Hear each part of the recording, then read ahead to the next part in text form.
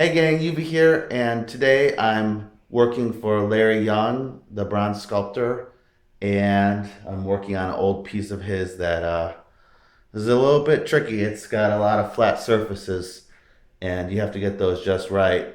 So we're here to check out what Larry's doing today. He's doing an enlargement from a small piece to a, I don't know, 12-inch piece. He'll explain later, and then later he's going to do an additional enlargement, so it's like a 5 foot piece or something. Anyways, he'll explain all that, and he uses a pantograph, which is a really amazing tool. He's got two of them. One's really large, but right now he's working on the small one. But real quick, I want to thank John Murray for his tip about welding silicon bronze with AC. I've always been taught just to weld in DC, and I did not know that you could get less penetration and a wider puddle by TIG welding silicon bronze with AC. So that was a great tip because I had some thin spots here, and I use that trick, and it's great. I mean, it really does help for thinner sections. AC silicon bronze, for deeper penetration, DC silicon bronze. Great tip. Thank you once again, John Murray. Okay, so let's go check out Larry's pantograph and his enlargement. All right, guys. This is Larry's small enlarging pantograph. And hey, Larry, Yeah, how you doing? doing good. All right. So, can you explain to us how this works for those of Yeah, us that are new to this? this is called a pantograph. It's a three-dimensional pantograph. A lot of draftsmen use pantographs to enlarge drawings, two-dimensional drawings, but this is for three-dimensional sculpting.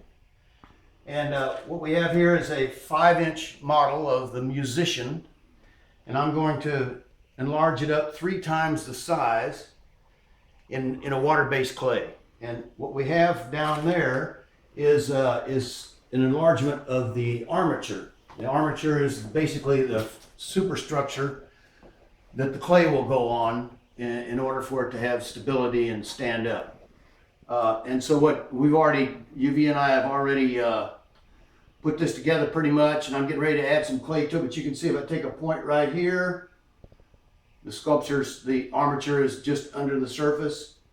And you can see as you take points, I went all the way through here. These are little butterflies. This is wire that I wrapped around the armature and put little butterflies in it so that they'll grab a hold of the clay and hold on to it so that it doesn't move around on the armature. And as you can see, we take a point over here. We got that point established. That's where the clay is going to come to.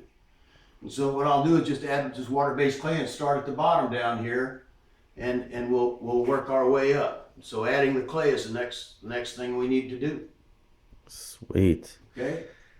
And normally you would work off of a bronze, correct? But Yes, yeah. I mean, you can work off of any solid material that's your original. You can do it in wood if your original sculpture's in wood or whatever. It just needs to be stable enough to work off of. I normally don't work off of wax, but we're kind of in a hurry on this, and I don't have a bronze on this yet, so I'm going to be real careful and try not to break the wax. This is a water-based clay that I get out of it's close to St. Louis. It's High Hill, Missouri. It comes right out of the ground there. And you just add water. It comes in a powder form, of course, just like clay does if it's dry. And you add water until it reaches this consistency. This is a good consistency to sculpt with. And it's really nice to work with because the only downside of this is that it does dry out.